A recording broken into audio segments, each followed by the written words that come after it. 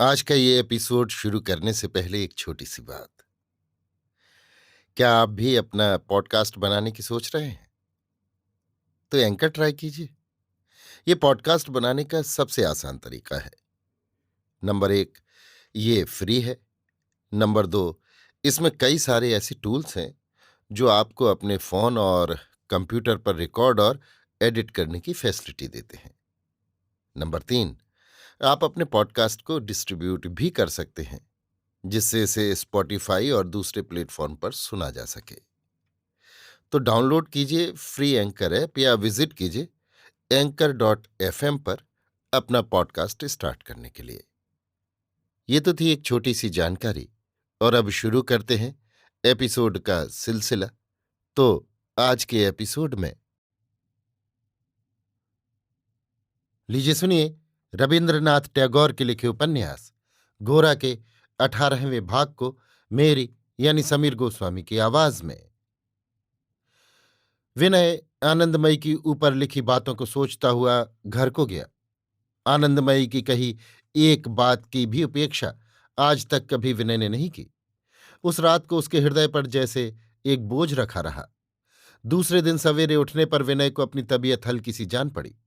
उसे जान पड़ा जैसे वो किसी भारी बोझ के दबाव से छुटकारा पा गया है। विनय को समझ पड़ा उसने जैसे गोरा की मित्रता को बहुत बड़ी कीमत देकर चुका दिया है। एक तरफ शशिमुखी से ब्याह करने के लिए राजी होकर उससे जीवन भर के लिए जो एक बंधन स्वीकार किया है, उसके बदले में दूसरी तरफ उसे गोरा की मित्रता का बंधन अलग कर देने का अधिकार हो गया है। गोरा ने विनय के ऊपर ये जो संदेह किया है कि वो अपने समाज को छोड़कर ब्राह्म परिवार में ब्याह करने को ललचा उठा है, सो इस मिथ्या संदेह के पास शशिमुखी के विवाह को सदा के लिए जमानत के रूप में जमा करके उसने अपने को छुड़ा लिया। इसके बाद विनय बिना किसी संकोच के परेश बाबू के घर अधिकता के साथ आने जाने लगा। जिनको विनय पसंद करे उनके निकट घर का सा अपना आदमी बन जाना विनय के लिए कुछ भी कठिन नहीं। उसने जैसे ही गोरा की तरफ का संकोच अपने हृदय से दूर कर दिया, वैसे ही देखते कुछ ही दिनों के भीतर वो परेश बाबू के घर के सभी आदमियों की दृष्टि में जैसे बहुत दिनों की जान पहचान वाले आत्मीय के समान हो उठा। उसकी प्रकृति और व्यवहार ही ऐसा था। केवल ललिता के मन में जितने दिनों तक ये संदेह रहा कि शायद सुचरिता का मन विनय की ओर कुछ खिंच गया है, उन्हीं कई दिनों तक उसका मन अवश्य विनय के विरुद्ध जैसे अस्त्र धारण किए रहा। किंतु जब उसने स्पष्ट ही समझ लिया कि उसकी धारणा भ्रममात्र थी, सुचरिता को विनय का विशेष भाव से पक्षपात नहीं है, तब उसके मन का वो विद्रोह दूर हो गया। उसे चैन पड़ा। फिर तो उसे विनय बाबू का साधारण भला आदमी मानने में कोई बाधा नहीं रही। हारान बाबू विनय से विमुख नहीं हुए। उन्होंने जैसे सबकी अपेक्षा कुछ अधिक मात्रा में ये स्वीकार किया कि विनय को भलमनसी या भले आदमियों के शिष्टाचार व्यवहार का ज्ञान है। इस स्वीकृत की खास ध्वनि यही थी कि गोरा इस ज्ञान से बिल्कुल शून्य है। विनय कभी हारान बाबू के सामने कोई बहस की बात नहीं उठाता था। सुचरिता की भी यही चेष्टा देखी जाती थी कि ऐसा कोई तर्क उनके सामने न उठाया जाए। इसी कारण इस बीच में विनय के द्वारा चाय के टेबल पर शांति भंग नहीं होने पाई। मगर हारान बाबू की गैरहाजिर में सुचरिता आप ही छेड़कर विनय को उसके अपने समाज संबंधी मत की चर्चा और आलोचना में प्रवृत्त करती थी। सुचरिता के मन में ये जानने का जो कौतूहल था कि गोरा और विनय के ऐसे शिक्षित पुरुष कैसे देश के प्राचीन कुसंस्कारों का समर्थन कर सकते हैं, उसे वो किसी तरह दमन नहीं कर सकती थी। गोरा और विनय को वो अगर न जानती होती तो उन सब मतों का समर्थक जान लेने पर दूसरी कोई बात न सुनकर उन्हें अवज्ञा के योग्य ठहरा लेती। किंतु गोरा को जब से उसने देखा, तब से वो गोरा को अश्रद्धा के साथ अपने हृदय से दूर नहीं कर पाती। इसी से सुयोग पाते ही वो घुमा फिरा कर विनय के आगे गोरा के मन और जीवन की आलोचना शुरू कर देती है और बीच बीच में विनय की बातों का प्रतिवाद करके सब बातें अंत तक उसके पेट से बाहर निकाल लेती है। परेश बाबू समझते थे कि सब संप्रदायों का मत सुनने देना सुचरिता की सर्वतोमुखी सुशिक्षा का सहज उपाय है। इसी कारण वो ऐसे सब तर्क वितर्कों से कभी शंकित नहीं हुए, न बाधा ही दी। एक दिन सुचरिता ने पूछा, गौर बाबू क्या सचमुच जाति भेद मानते हैं या केवल देश अनुराग दिखाने के लिए ही ऐसा करते हैं। विनय ने कहा, आप क्या सीढ़ी के स्तरों को मानती हैं? ये भी तो सब वैसे ही विभाग हैं, कोई ऊपर है कोई नीचे। सुचरिता, नीचे से ऊपर चढ़ने के लिए मानना ही पड़ता है, नहीं तो मानने का कोई प्रयोजन नहीं था। समतल भूमि में सीढ़ी ना मानने से भी काम चल सकता है। विनय, ठीक कहा आपने, हमारा समाज भी एक सीढ़ी है।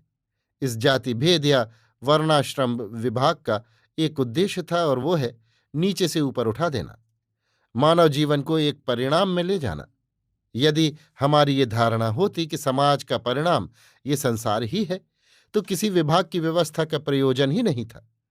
तब तो यूरोपियन समाज की तरह हम भी प्रत्येक दूसरे से अधिक कुछ हथिया लेने के लिए छीना झपटी और मारपीट करते चलते। संसार में जो सफल होता वही सिर उठाता, और जिसकी कोशिश निष्फल हो जाती वो बिल्कुल नीचे दब जाता। हम लोग संसार में रहते हुए संसार के पार हो जाना चाहते हैं। इसीलिए हमने संसार के कर्तव्यों को प्रवृत्ति और प्रतियोगिता के आधार पर नहीं खड़ा किया। सांसारिक कर्म को भी माना, क्योंकि कर्म के द्वारा कोई दूसरी सफलता नहीं, मुक्ति ही पानी होगी। इसीलिए एक ओर संसार का काम, दूसरी ओर संसार के काम की परिणति, दोनों को देखकर हमारे समाज में वर्ण भेद की अर्थात वृत्ति भेद की स्थापना हुई। सुचरिता, आपकी बातें मेरी समझ में नहीं आई। मेरा प्रश्न ये कि आप जिस उद्देश्य से समाज में वर्ण भेद का प्रचलित होना बता रहे हैं, क्या उस उद्देश्य को आप सफल हुआ देख रहे हैं? विनय, पृथ्वी पर सफलता की सूरत देख पाना बड़ा कठिन है। ग्रीस की सफलता आज ग्रीस में नहीं है, इसीलिए ये नहीं कहा जा सकता कि ग्रीस का सारा आइडिया ही भ्रांति या व्यर्थ रहा। ग्रीस का आइडिया अब भी मानव समाज में नाना प्रकार की सफलता प्राप्त कर रहा है। भारत ने जो जाति भेद के नाम से सामाजिक समस्या का एक महत्वपूर्ण उत्तर दिया है, वो उत्तर अभी मरा नहीं है, वो अब भी पृथ्वी के सामने मौजूद है। यूरोप भी सामाजिक समस्या का कोई ठीक और अच्छा उत्तर अभी तक नहीं दे सका। वहां केवल ठेला ठेली और हाथापाई हो रही है। भारत का पूर्वोक्त उत्तर मानव समाज में भी सफलता के लिए प्रतीक्षा किए हुए है। एक क्षुद्र संप्रदाय की ओछी अंधता के कारण हमारे उसे उड़ा देना चाहने से ही वो उड़ जाएगा, ऐसा कभी न सोचिएगा। हमारे छोटे छोटे संप्रदाय पानी की बूंद से समुद्र में मिल जाएंगे, लेकिन भारतवर्ष की सहज प्रतिभा से जो प्रकांड मीमांसा उद्भूत हुई है, वो तब तक स्थिर खड़ी रहेगी जब तक कि पृथ्वी पर उसका काम न हो जाए। सुचरिता ने संकोच के साथ पूछा, आप नाराज न हो, सच कहिएगा। ये सब बातें आप गौर बाबू की प्रतिध्वनि की तरह, भरे हुए ग्रामोफोन की तरह कह रहे हैं, या स्वयं इन पर संपूर्ण विश्वास भी रखते हैं? विनय ने हंसकर कहा, आपसे सच ही कहता हूं, मेरे विश्वास में गोरा जैसा जोर नहीं है। जाति भेद का कूड़ा और समाज के विकार जब मैं देख पाता हूं, तभी तरह तरह के संदेह प्रकट किया करता हूं। किंतु गौर बाबू कहते हैं कि बड़ी वस्तु को छोटा करके देखने से ही संदेह उत्पन्न होता है। वृक्ष की टूटी शाखा और सूखे पत्तों को ही वृक्ष की चरम प्रकृति मानकर देखना बुद्धि की असहनशीलता है। मैं टूटी हुई शाखा की प्रशंसा करने को नहीं कहता, किंतु मेरा कहना यह है कि तुम समग्र वनस्पति को देखो और उसका तात्पर्य समझने की चेष्टा करो। सुचरिता, वृक्ष के सूखे पत्तों पर ध्यान ना दिया जाए ना सही, किंतु वृक्ष के फल को तो देखना होगा। जाति भेद का फल हमारे देश के लिए कैसा है? विनय, आप जिसे जाति भेद का फल कहते हैं, वो अवस्था का फल है, केवल जाति भेद का फल नहीं है। हिलते हुए दांत से किसी चीज को चबाने में जो व्यथा होती है, उसमें सब दांतों का कोई अपराध नहीं है। वो अपराध केवल हिलते हुए दांत का ही है। अनेक कारणों से हम लोगों में अनेक विकार और दुर्बलता का प्रवेश हो गया है। इसी से हम भारतवर्ष के उद्देश्य को सफल न बनाकर विकृत करते हैं। गौर बाबू इसी कारण बराबर कहते हैं, स्वस्थ हो, सबल हो। सुचरिता, अच्छा, तो फिर आप क्या ब्राह्मण जाति को नरदेव मानने के लिए कहते हैं? आप क्या सचमुच ये विश्वास करते हैं कि ब्राह्मण के पैरों की धूल से मनुष्य पवित्र होता है? विनय, पृथ्वी पर बहुत से सम्मान तो हमारे अपने गढ़े हुए हैं। जब तक राजा की आवश्यकता रहती है, चाहे जिस कारण से हो, तब तक मनुष्य उसे असाधारण ही कहकर प्रचारित करते हैं। लेकिन राजा वास्तव में तो असाधारण नहीं है, फिर भी अपनी साधारणता का बंधन लांघकर उसे असाधारण हो उठना होगा, नहीं तो वो राज ही नहीं कर सकेगा। राजा से ठीक ढंग से राजत्व पाने के लिए हम उसे असाधारण बना डालते हैं। हमारे उस सम्मान की जिम्मेदारी राजा को संभालनी पड़ती है, उसे असाधारण बनना पड़ता है। मनुष्य के सभी संबंधों में ऐसी कृत्रिमता है। यहां तक कि माता पिता का जो आदर्श हम सबने मिलकर खड़ा किया है, उसी के सहारे समाज में माता पिता को विशेष रूप से माता पिता माना जाता है, केवल स्वाभाविक स्नेह के कारण नहीं। संयुक्त परिवार में बड़ा भाई छोटे भाई के लिए बहुत कुछ सहता और त्याग करता है। क्यों करता है? हमारे समाज में बड़े भाई को बड़े भाई का विशेष पद दिया गया है, दूसरे समाजों में वैसा नहीं है। ब्राह्मण को भी अगर सचमुच ब्राह्मण बना दिया जा सके तो वो क्या समाज के लिए मामूली लाभ होगा? हम नरदेव चाहते हैं। हम अगर नरदेव को यथार्थ ही हृदय के साथ बुद्धिपूर्वक चाहें तो अवश्य नरदेव को पावेंगे। और अगर मूढ़ की तरह आंखें मूंद कर नरदेव को चाहेंगे तो जो सब अपदेवता सब तरह के दुष्कर्म करते रहते हैं और हमारे मस्तक में पैरों की धूल लगाना जिनकी जीविका का उपाय या पेशा है, उनका दल बढ़ाकर पृथ्वी का भार ही केवल बढ़ाते रहेंगे। सुचरिता: अच्छा, ये आपके यथार्थ नरदेव क्या आजकल कहीं हैं? मिल सकते हैं? विनय: बीज के भीतर जैसे वृक्ष है, वैसे ही वे भी भारतवर्ष के आंतरिक अभिप्राय और प्रयोजन के भीतर मौजूद हैं।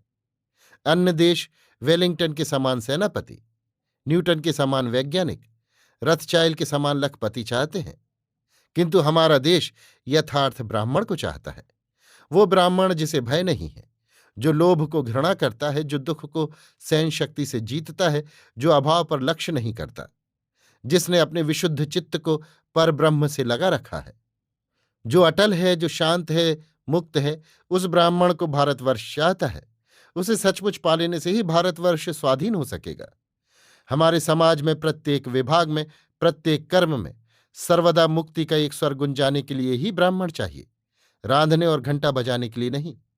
समाज की सार्थकता को हर वक्त समाज की आंखों के सामने प्रत्यक्ष किए रहने के लिए ही ब्राह्मण चाहिए।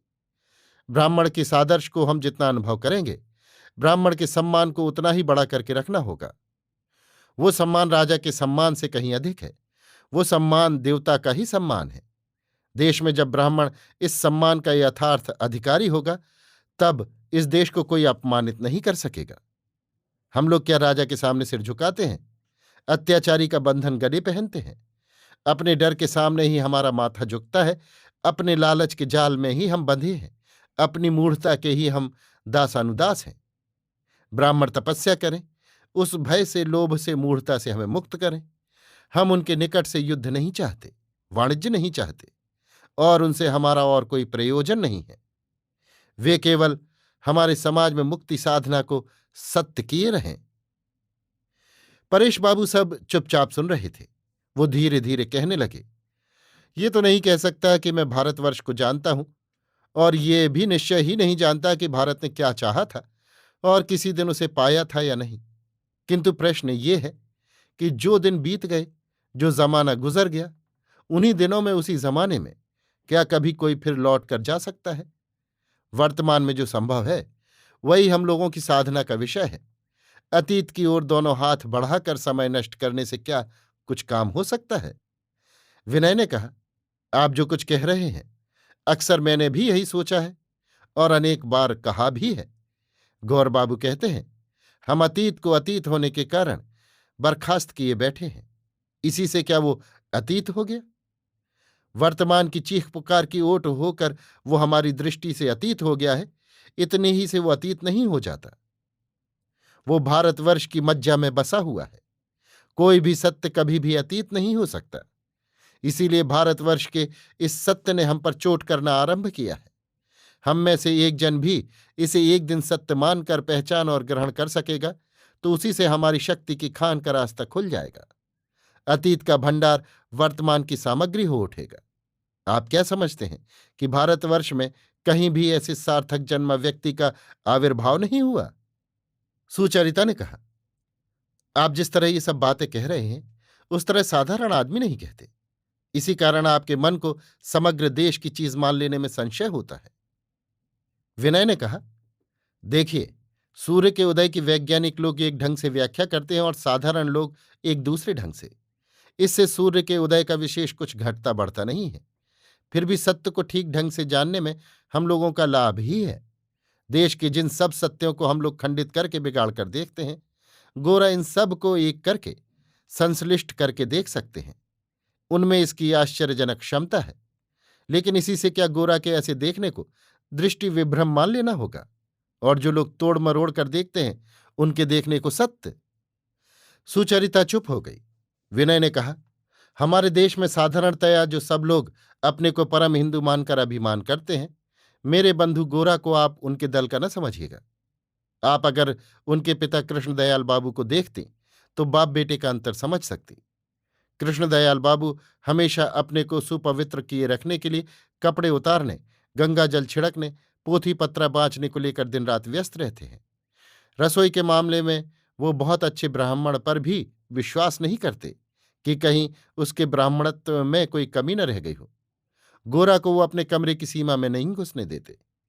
कभी अगर काम के लिए उन्हें पत्नी के कमरे में जाना पड़े तो फिर लौटकर अपने को पवित्र कर लेते हैं। पृथ्वी पर दिन रात बिल्कुल अलग रहते हैं कि कहीं जाने अनजाने किसी नियम भंग की धूल का एक कण भी उन्हें न छू जाए। कोई बहुत ही छेला बाबू जैसे अपने को धूप और धूल से बचाते हुए अपने रंग रूप की, बालों के सवार की, कपड़ों की चुन्नट की रक्षा के लिए सतर्क रहता है, वैसे ही गोरा बिल्कुल ऐसे नहीं है। वे हिंदूपन के नियमों में अश्रद्धा नहीं करते, लेकिन ऐसे झाड़ पहुंच कर नहीं चल सकते। वो हिंदू धर्म को भीतर की ओर से और बहुत बड़े रूप में देखते हैं। वो कभी ये मन में भी नहीं लाते कि हिंदू धर्म का प्राण निहायत शौकीन प्राण है। वो थोड़ी सी छुआछूत से ही सूख जाता है और साधारण घात प्रतिघात से ही उसकी मृत्यु हो जाती है। सुचरिता, लेकिन जानते यही पड़ता है कि वो खूब सावधान रहकर छुआछूत को मानकर चलते हैं। विनय, उनकी ये सतर्कता एक अद्भुत वस्तु है। उनसे अगर प्रश्न किया जाए तो वो फौरन कह देंगे, हाँ मैं ये सब मानता हूं कि छू जाने से जाति जाती है, खा लेने से पाप होता है। ये सब अभ्रांत सत्य है, लेकिन मैं जानता हूं ये सब उनकी जबरदस्ती की बातें हैं। ये सब बातें जितनी असंगत होती हैं, उतना ही वो सबको सुनाकर जोर से कहते हैं। कहीं वर्तमान हिंदू आचार की साधारण बात को भी अस्वीकार करने से अन्य मूढ़ लोग हिंदू आचार की बड़ी बात का भी असम्मान न कर बैठे, और जो लोग हिंदू आचार को कुसंस्कार कहकर अश्रद्धा की दृष्टि से देखते हैं, वे उसे अपनी जीत न मान बैठे। इसी भय से गौर बाबू बिना कुछ विचार किए सभी बातें मानकर चलना चाहते हैं। मेरे आगे भी इस संबंध में अपनी कुछ भी शिथिलता नहीं दिखलाना चाहते। परेश बाबू ने कहा, ब्राह्मण लोगों में भी इस तरह के आदमी बहुत हैं। इस शंका से कि कहीं बाहर का कोई आदमी भूलकर ये न समझ बैठे कि वे हिंदू धर्म की कुप्रथाओं को भी स्वीकार करते हैं, वे हिंदू आचार का सभी तरह का संसर्ग बिना किसी विचार के छोड़ देना चाहते हैं। ऐसे लोग संसार में खूब सहज भाव से नहीं चल सकते। वे या तो ढोंग करते हैं और या हर काम में हद दर्जे की ज्यादती करते हैं। समझते हैं सत्य दुर्बल है और केवल कौशल करके अथवा जोर करके सत्य की रक्षा करना जैसे कर्तव्य का अंग है। मेरे ऊपर सत्य निर्भर है, मैं सत्य पर निर्भर नहीं हूं। इस तरह की जिनकी धारणा होती है, उन्हीं को कट्टर कहते हैं। मेरी सदा ईश्वर से यही प्रार्थना है कि चाहे ब्राह्मण लोगों की सभा हो और चाहे देव मंदिर हो, मैं सर्वत्र सत्य को सिर झुकाकर बहुत ही सहज में बिना विद्रोह के प्रणाम कर सकूं। बाहर कोई बाधा मुझे उससे रोक न सके। परेश बाबू ने इतना कहकर चुपचाप जैसे हृदय में अपने मन का समाधान कर लिया। उन्होंने कोमल स्वर से पूर्वोक्त जो शब्द कहे, उन्होंने इतनी देर की संपूर्ण आलोचना के ऊपर जैसे एक बड़ा सुर गुंजा दिया। वो सुर केवल ऊपर कही गई कुछ बातों का ही सुर नहीं, बल्कि परेश बाबू के अपने जीवन का एक प्रशांत गंभीर उच्च सुर है। सुचरिता और ललिता के मुख पर जैसे आनंद मिश्रित भक्ति की दीप्ति उज्ज्वल प्रकाश डाल गई। विनय चुप बैठा रहा। वो भी मन ही मन जानता था कि गोरा के भीतर उसके कामों में एक प्रचंड जबरदस्ती है। सत्य का प्रचार करने वालों को वाक, मन और कर्म में जो एक सहज और सरल शांति रहनी चाहिए, वो गोरा में नहीं है। परेश बाबू की बातें सुनकर उस ख्याल ने उसके मन पर जैसे और भी स्पष्ट आघात किया। अवश्य ही विनय इतने दिन गोरा के पक्ष में मन ही मन ये दलील देता रहा है कि जब समाज की व्यवस्था डगमग है, जब बाहर के देश काल के साथ संघर्ष हो रहा है, तब सत्य के सिपाही स्वाभाविकता की रक्षा नहीं कर सकते, तब सामयिक आवश्यकताओं के दबाव से सच्चाई में भी मिलावट आ जाती है। आज परेश बाबू की बात से क्षण भर विनय के मन में प्रश्न उठा। तात्कालिक प्रयोजन साधने के लोभ से सच्चाई को बिगाड़ना साधारण लोगों के लिए तो स्वाभाविक है, पर उसके गोरा भी क्या ऐसे ही साधारण लोगों के दल के हैं? सुचरिता रात को आकर लेट रही। ललिता उसके पलंग पर एक किनारे आकर बैठ गई। सुचरिता समझी ललिता के मन के भीतर कोई बात निकलने के लिए हलचल डाले हुए है। ये भी सुचरिता समझ गई कि वो बात विनय के ही संबंध में है, इसलिए सुचरिता ने आप ही कहा, विनय बाबू मुझे बड़े भले मालूम पड़ते हैं। ललिता ने कहा, वो सिर्फ गौर बाबू की बातें घुमा फिराकर कहते हैं ना, इसी से तुम्हें रुचते हैं। सुचरिता इस कथन के भीतर छिपे हुए इशारे को समझकर भी टाल गई, जैसे समझी ही नहीं। उसने एक सरल भाव धारण करके कहा, ये तो सच है, उनके मुख से गौर बाबू को प्रत्यक्ष देख पाती हूं। ललिता ने कहा, मुझे तो बिल्कुल अच्छा नहीं लगता। सुचरिता ने विस्मय के साथ कहा, क्यों? ललिता ने कहा, गोरा गोरा गोरा, दिन रात सिर्फ गोरा ही गोरा। मान लिया उनके मित्र गोरा खूब बड़े और अच्छे आदमी हैं, अच्छी बात है, लेकिन वो खुद भी तो मनुष्य हैं। सुचरिता ने हंसकर कहा, सो तो है ही, लेकिन उनके मनुष्यत्व में कमी क्या हुई? ललिता, उनके मित्र ने उनको इस तरह ढक लिया है, वो अपने तई प्रकट नहीं कर सकते, जैसे किसी के सिर पर भूत सवार हो गया हो। ऐसी दशा में मुझे उस मनुष्य पर भी क्रोध आता है और उस भूत पर भी श्रद्धा नहीं होती। ललिता की झल्लाहट देखकर सुचरिता चुपचाप हंसने लगी। ललिता ने कहा, दीदी तुम हंसती हो, लेकिन मैं तुमसे कहे देती हूं, मुझे कोई इस तरह आच्छन्न कर रखने की चेष्टा करता तो मैं एक दिन भी सह न सकती। मान लो तुम हो, लोग चाहे जो समझें, तुमने मुझे अपने प्रभाव से आच्छन्न नहीं कर रखा है। तुम्हारी प्रकृति ही इस तरह की नहीं है, तुम मुझे ढक रखने की चेष्टा नहीं करती, इसी से मैं तुमको इतना चाहती और मानती हूं। असल बात यह है कि बाबूजी से ही तुम्हें यह शिक्षा मिली है, वो हर एक को उसका स्थान छोड़ देते हैं। इस परिवार में सुचरिता और ललिता दोनों परेश बाबू के अनन्य भक्त हैं। बाबूजी कहते ही उनकी छाती जैसे फूल उठती है। सुचरिता ने कहा, बाबूजी के साथ भला कहीं और किसी की तुलना हो सकती है? मगर चाहे जो कुछ कहो बहन, विनय बाबू में बोलने की शक्ति बहुत विलक्षण है, वो खूब बोल सकते हैं। ललिता ने कहा, वे विचार खास उनके हृदय के नहीं हैं, इसी से वो उन्हें इस अद्भुत अलंकारिक ढंग से कहते हैं। वो अगर खास अपने हृदय के विचारों को कहते तो वो उनकी बातचीत खूब सहज और स्वाभाविक होती। ये न जान पड़ता कि वो खूब सोच सोच संभाल संभाल कर कह रहे हैं। मुझे तो ऐसी अद्भुत बातों की अपेक्षा वे सहज सरल स्वाभाविक बातें ही बहुत अच्छी लगती हैं। सुचरिता, खैर नाराज क्यों होती है बहन? गौरमोहन बाबू की बातें वास्तव में विनय की अपनी ही बातें हैं, दोनों अभिन्न हृदय मित्र हैं। ललिता, अगर ऐसा है तो वो बहुत ही बुरा है। ईश्वर ने क्या बुद्धि इसलिए दी है कि पराये विचारों का बखान करें, पराई बातों की व्याख्या करें? मुंह क्या इसलिए ईश्वर ने बनाया है कि हम पराई बातों को बहुत अच्छी तरह बनाकर वर्णन करें? मुझे ऐसी अद्भुत बातें न चाहिए। सुचरिता, लेकिन ये तू नहीं समझ पाती कि विनय बाबू गौर बाबू पर स्नेह का भाव रखते हैं। दोनों का मन मिला हुआ है, हृदय एक हो गया है। ललिता को जैसे असह्य हो उठा। वो कह उठी, ना ना, ये बात नहीं है, दोनों के हृदयों का संपूर्ण मेल नहीं है। असल बात यह है कि गोरा बाबू को बड़ा मानना, उनका अनुगमन करना विनय बाबू की आदत में दाखिल हो गया है। इसका उन्हें अभ्यास सा हो गया है।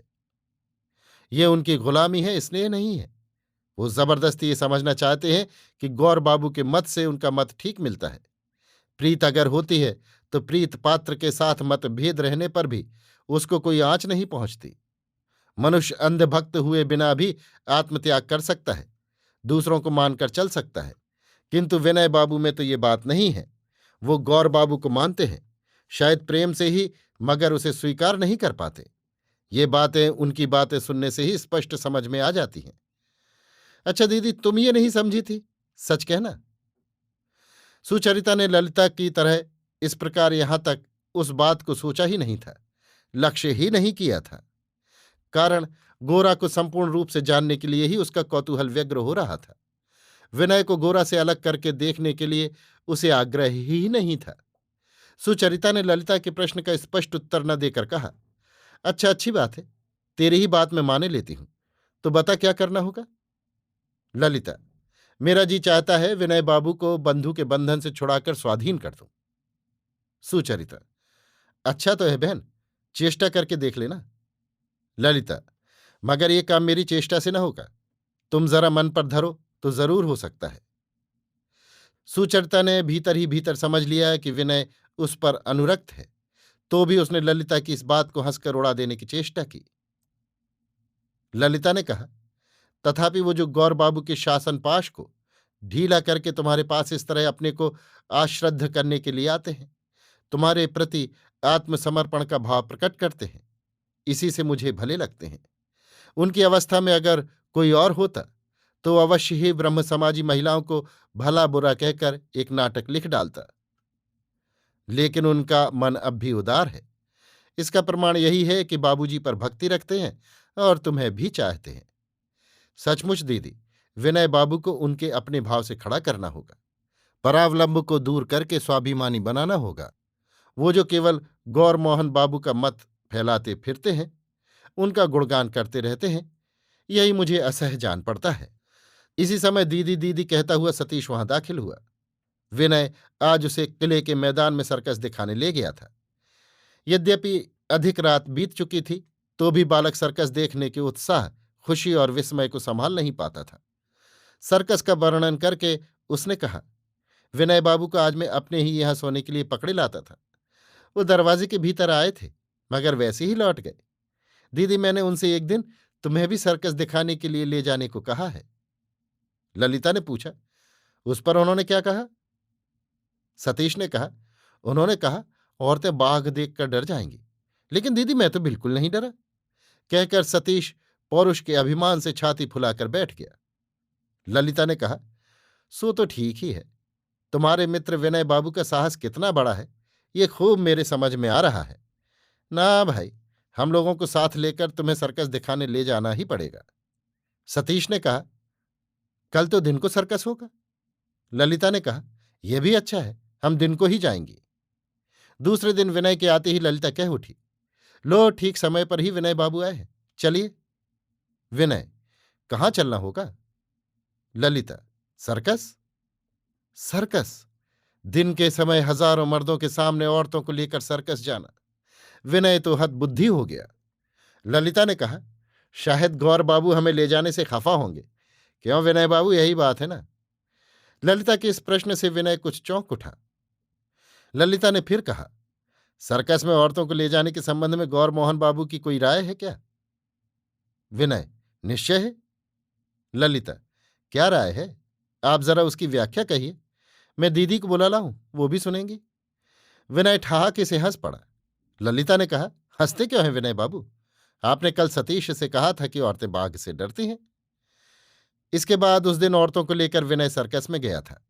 केवल यही नहीं, गौरा के साथ उसका संबंध ललिता को और शायद इस घर की अन्य स्त्रियों को कैसा प्रतीत हुआ है, ये ख्याल भी बार बार विनय के मन में हलचल मचाने लगा। फिर जिस दिन विनय से भेंट हुई, उस दिन ललिता ने जैसे बहुत ही लापरवाही के साथ कौतूहल का भाव दिखाकर प्रश्न किया, गौर बाबू से आपने उस दिन सर्कस जाने का जिक्र किया था? इस प्रश्न की गहरी चोट विनय के मन पर लगी, क्योंकि उसे कहना पड़ा, ना, अभी तक तो नहीं किया। ये उत्तर देते समय उसके कानों की जड़ तक चेहरा तमतमा उठा, शायद शर्म के मारे। इतने में लावण्य आ गई। उसने कहा, विनय बाबू चलिए ना। ललिता ने कहा, कहाँ, सर्कस में क्या? लावण्य ने कहा, वाह, आज सर्कस कहाँ है? मैं बुलाती हूं इसलिए कि विनय बाबू चलकर मेरे रूमाल में चारों ओर एक किनारी की बेल पेंसिल से खींच दे, मैं उसे काढ़ लूंगी। लावण्य विनय को पकड़ ले गई। अभी आप सुन रहे थे रविन्द्रनाथ टैगोर के लिखे उपन्यास गोरा के 18वें भाग को मेरी यानी समीर गोस्वामी की आवाज में।